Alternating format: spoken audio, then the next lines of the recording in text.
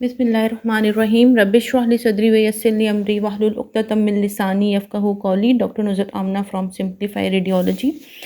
نیند نہ آنا یا نیند آنے کے بعد بار بار آنکھ کھلنا ایک ایسا مسئلہ ہے جس کی وجہ سے نہ صرف وہ رات بلکہ آپ کا اگلا دن بھی سخت تکلیف دہ گزر سکتا ہے۔ اللہ تعالیٰ نے ہمارے جسم میں ایک بایولوجیکل کلاک سیٹ کیا ہوا ہوتا ہے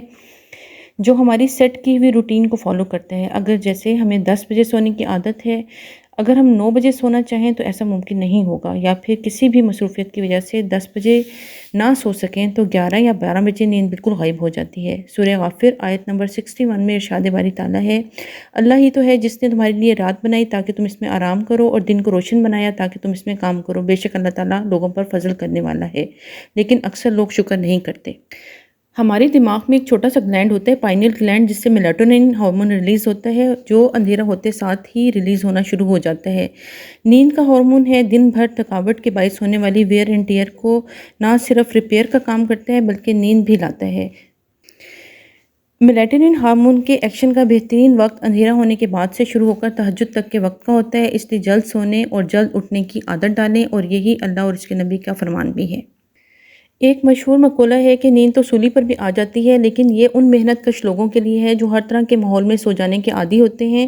لیکن جن لوگوں کو اپنے تکیے اور بستر کے بغیر نیند نہیں آتی ان کو چاہیے کہ اپنی لوازمات کا اہتمام ضرور کریں۔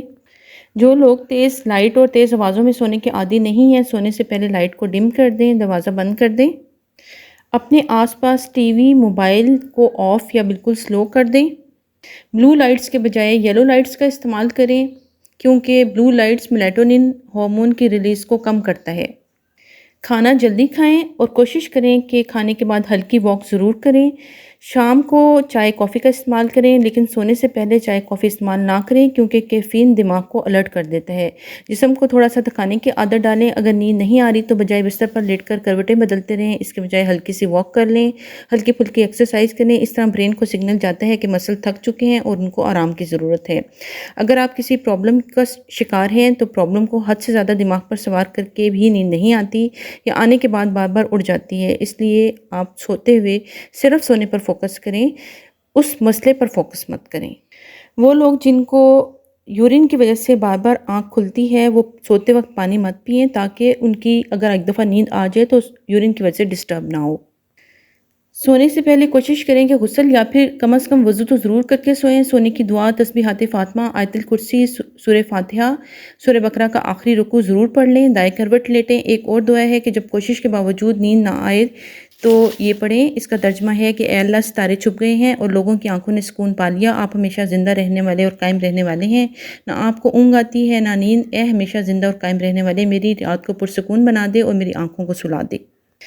اگر نیند نہ آ رہی ہو تو بک ریڈنگ شروع کر دیں۔ یہ ایک آزمودہ نسخہ ہے کہ جب ہم بکس ریڈ کر رہے ہوتے ہیں تو ہمیں بہت جلدی نیند آ جاتی ہے، خاص طور پر کورس کی کتابیں۔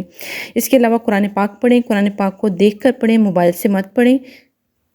جسم میں میگنیشیم کی کمی سے ٹینشن اور میگرین کی پرابلم زیادہ ہو جاتی ہے اور یہ نیند نہ آنے کی ایک بہت بڑی وجہ ہے، اس لیے آپ اپنی ڈائٹ میں میگنیشیم کی کمی کو دور کریں۔ اس کے مختلف ذرائع ہیں جیسے بیف اور مٹن اور کدو کے بیج، لیکن جن لوگوں میں یورک ایسڈ زیادہ ہوتا ہے وہ بیف مٹن کا استعمال نہ کریں، وہ کدو کے بیج استعمال کر سکتے ہیں۔ اس کا ایک اور طریقہ یہ ہے کہ آپ رات کو کدو کے بیج بھگو کر رکھ دیں اور صبح کو ان کو گرائنڈ کر کے ان کا